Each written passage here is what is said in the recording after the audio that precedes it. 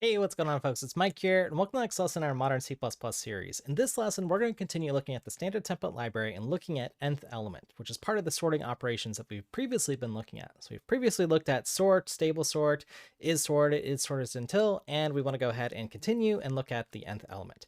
So let's go ahead and see what this function's all about. All right, so we're going to go ahead and dive into our algorithms library. I'm going to go ahead and scroll us way down here, and we've got to actually find our sorting operations.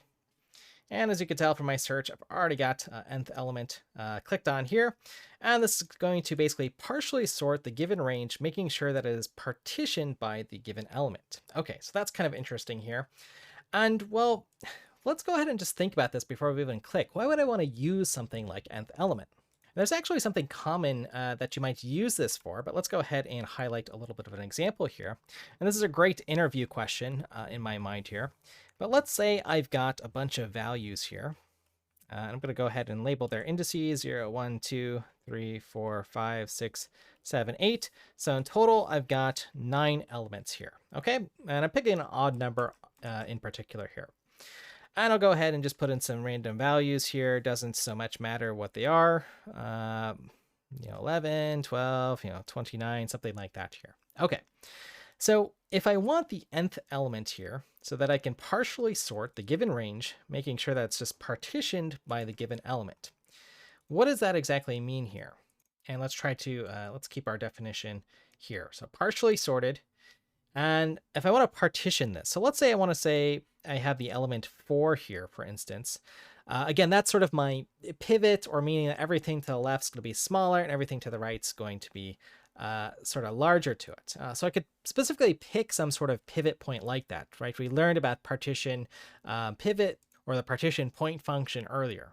But the nth element is something slightly different, right? That's sort of telling me rather than the element 4 here, is I want to look at the nth thing here. So the value 2, for instance, or 4. So what would be something that you might use this for is to go ahead and say, well, I want to go ahead and pivot by the 4th element. So everything smaller will be on this side and everything larger will be on this side. And then what's that leave me here? If I go ahead and zoom in a little bit here, I'll go ahead and highlight here. I can zoom back out here. We don't need to do that. There we go. Well, if I look at that, whatever that element is in the middle here, right? These are the smaller things and these are the larger. Well, that gives me the median. Okay. So this is where I've particularly used it. And oftentimes you might use this if you have like a array, for instance, a 2D array specifically, and then some sort of image here. I don't know here. Whoops, again, zooming in. Let's go ahead and say we have like, I don't know, just some photo here. And we kind of look at, a few of these cells at a time here. And we want the median element here. Okay, let's say we're looking at like a 3x3 grid. And I just want sort of I can either take the middle value here or just the average of those values or the median and do this sort of median filtering process. So that would be one way that I could actually use this. And with the standard template library, it becomes quite eloquent if you just know you have this function available for you. And how to get the median? Well, you just take however many elements you have, and so the size of your collection and divide it by 2. Okay, that's the basic idea here.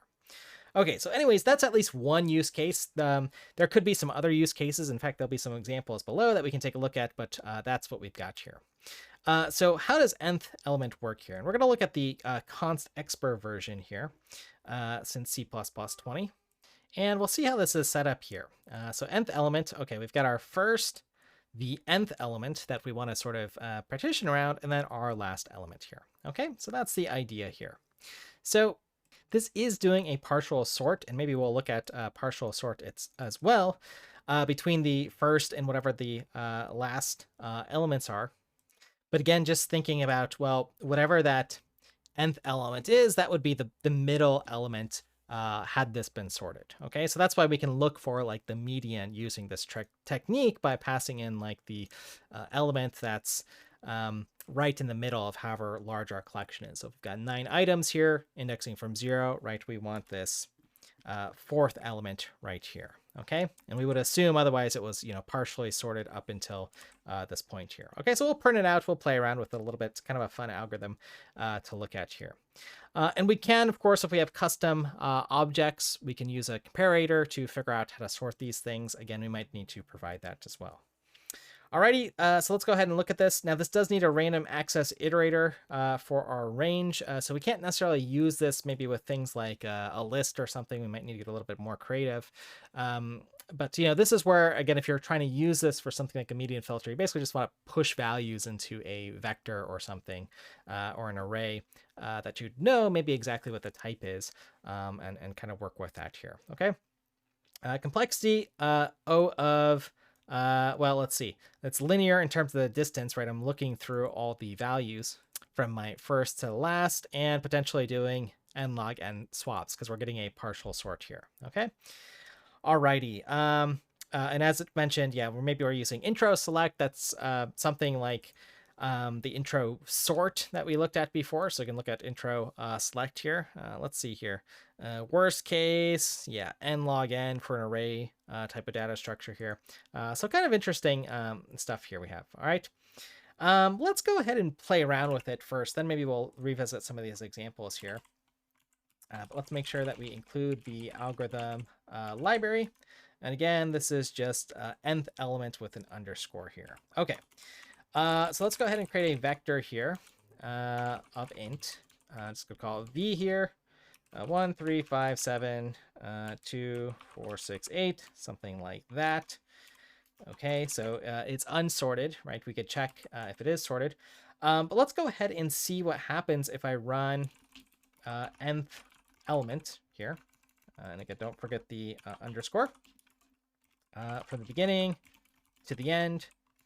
And we'll go ahead and print this out here, just using a range-based for loop. You could pass by reference, but doesn't really matter for this type of data here. And let's go ahead and just print everything out, all of our elements, put the space in between them. And let's go ahead and see what happened to our collection here. Okay, so let's go ahead and give this a compile and a run. Oops, v.end here. Knew I was typing a little bit too fast here. And what do I do? Oh, another missing end line. 2 mistakes. But they're minor. Okay. And, of course, the most important detail here for our nth element, right? What is the middle element? That's why I should always keep CPP reference up. Okay, so what do I do here? I mean, can I just provide a number here? Do I want just the third thing here? Still gonna give us a crash here. That would be a nice interface, and you could again wrap on top of this if you wanted to do something like that. But again, we need some sort of iterator here. Okay, so this is the pattern that you're gonna see here. Use my cheat sheet here, right? Get the beginning, and then for a random, access iterator, this isn't a huge cost for us, right? If we can get an iterator to the beginning and then just move it over by some value, right? That's not a big deal here. Okay. So let's just go ahead and call this, I mean, if we call it M, that's kind of leading towards the median. But let's go ahead and do it anyways, just so we can study that example and put in M here. Okay. Now, of course, you could put this in the same function. Sometimes it's nice to have outside there. And there we go here. Okay. So let's see what happened here to our values here. And actually, I want to get rid of this end line, the thing that was causing me errors, so that we can see the values sort of printed out here. So I've got 3, 1, 2, 4, 5, 7, 6, 8. Okay, so let me see how many numbers I gave myself. 1, 2, 3, 4, 5, 6, 7, 8. Let's be a little bit kind to ourselves. Here, I'm going to give myself a number here, 9, just so it's easy to tell the sort of median point here. But I've got this number. Okay, so some things did get arranged here. 3, 2, 1. Okay, so that's not the same here. And let's kind of line it up just so we can see. So I got 3, 2, 1, 4, 5, 6, 8, 7, 9. Okay, so this is what happened with nth element. Okay, just so we can see it there. And this tells us what the middle element would be, or if I sort of partially sorted around this. So what would our vector be if we were sorted? Okay, well, we would have, I did evens and odds here. So let's go ahead and see. Did I get 1, 2, 3, 4, 5, 6, 7, 8, 9? I think I got all my numbers there, right? And obviously 5 is right in the middle there. Okay, so that's where we did our little partitioning here. Okay, and just to prove that, I mean, let's go ahead and move 5 somewhere else, maybe at the front, right? Just to show that it's always going to be, in the middle here. Okay, so there it is. Doesn't matter. I mean, based off of the swaps that happened, right, that might change our ordering here. But again, it's basically done a partial sort here. I don't think we looked at the actual implementation here. Let's see here. Let's see what implementations they gave us. Last time we dove in here, let's see if we can read what's going on here. Sometimes it's a little bit hard to read. That doesn't mean we shouldn't look at it here. But I just don't want to dive into, okay, it's doing intro select, which they've implemented as a helper. Okay, so it's not super clear for us to just dive in and look at. But again, it's basically performing a partition for us. Okay, so I think we sort of get that and how that works here. So we can look at some of the other examples here. Or actually, I mean, there's other ways we could think about this. For instance, if I wanted to choose the nth element here, let's actually do this as an experiment without sort of looking here. Let's modify here. And I'll just go ahead and do it below here. We can comment this out so we don't get confused here with both of these here. But if I wanted to do, and I'll put a little comment here for, median selection here. Let's go ahead and say I want the largest element here. Okay. So your options are, you could sort this particular list here. You could do a linear scan yourself and sort of keep track, but we have nth element here, right? We shouldn't even need to do a loop here, right? I should just be able to do m. And let's go ahead and just let's just go ahead and see what happens if I want to sort of partition around the first element here. Okay, so let's go ahead and compile and run this. And let's go ahead and see what element did I get? Or what am I looking at here? Well, it looks like my first element here. Okay, I got 1 here. Interesting. What if I actually provided a different comparator here? Okay, so I didn't get the largest element here. I think I got the, if I partition around the very beginning here, I got 1 here. So let's switch that around here, right? And so we have greater, it's an int. So I want that functor here. And now I get 9 here. Okay, so this will be the greatest element here, largest element. So partition around the largest element here. Okay, so that's kind of nice. And I think that's the example.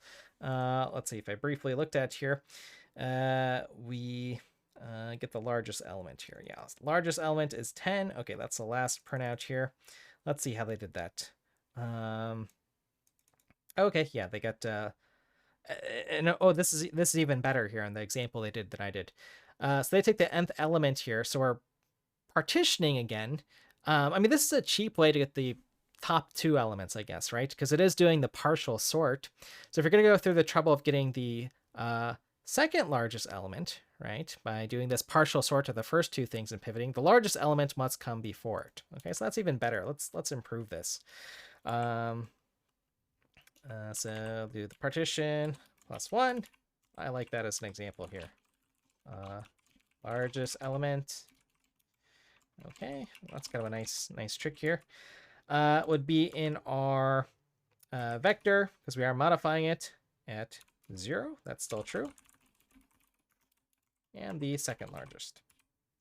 Okay. Second largest element would be, because that's our position here. Now, if we, and let's go ahead and compile this, just make sure it works here. Yeah, largest is 9, second largest 8. Of course, if we have 1 through 9, that is true here. Now, if I added a third element in here, we can't necessarily use this trick though. I mean, let's go ahead and see here. Does this still work? Do I get things in order when I print them off? I get 8, 9, 7 here, no, it doesn't, right? Because it's just giving us 3 things and doing like sort of a partial sort around, again, 7's in the right spot, but these 2 aren't necessarily, right? So I'd have to do a partial sort on these 3 elements here, okay? And that's something that I haven't shown yet, but we do have partial sort. So let's go ahead and do this maybe just as a bonus here. And then we'll be done basically with the sorting algorithms until we get to heaps and so on, because you could do a heap sort. Partial sort's just basically doing, where do I start? Where is my, let's go ahead and see here. Yep, the middle and then the end here. And the range that it's doing, how to read this here, just really quick, right? This is sort of my range here, the partial sort, right? If I wanted to sort the whole thing, I'd just do first to last. But this is saying, well, I need the whole collection because you need to look at everything, right? If you're trying to partially sort everything, but maybe just 4 out of 100 elements here, right? So that's what you're kind of looking at, the beginning to the end here. Okay, so let's just do that as an example. So we can actually correct this here. And let's go ahead and let's see. Let's see how do I think about this? I should probably select the nth element, right? This is where I want to pivot around here. Largest 3 elements. Okay, I'll go ahead and get rid of that here. And let's go ahead and do our partial sort from the beginning to the same middle. And we need to look all the way to the end. I do need to provide a comparator here, okay, because I want them to be in descending order. Okay, so I think that should do the trick there. Oops, 1 extra parentheses here. And we should also print out the 3rd largest element here, okay, which should be in order. Okay, and there we go. All right, let's go ahead and compile that. Largest is 9, second largest 8, and oops, if I print this out right, the 3rd largest element is here. Okay, these are good little tricks to know. Again, maybe some of you folks doing leak code and these types of things, which, if you're interested in leak code, let me know. Maybe that'd be fun to do some STL leak code videos. Let me know in the discussion if that's of interest. But these are some nice little things. Again, that's sort of the point here with knowing the STL here. To be able to put together these little pieces so we can do fun stuff like this. So anyways, folks, with that said, as always, you can go ahead and check out all those little algorithms that we have learned here on my website here. Keep track of your progress. That's the advantage of using that. But I hope you enjoyed that one. And yeah, let me know, if you've looked at intro select or intro sort and some of these other pieces, or rather the algorithms that the C++ library has used for implementation. I think that's kind of fun. And let me know if you found out some other use cases for nth element. I've used it for filters and those types of things. It's quite elegant, as I mentioned. But maybe you have some other use cases. I'd be very, very curious to hear about that. I think that's always fun. So anyways, folks, with that said, thank you for your time and attention, and I'll look forward to seeing you in the next one.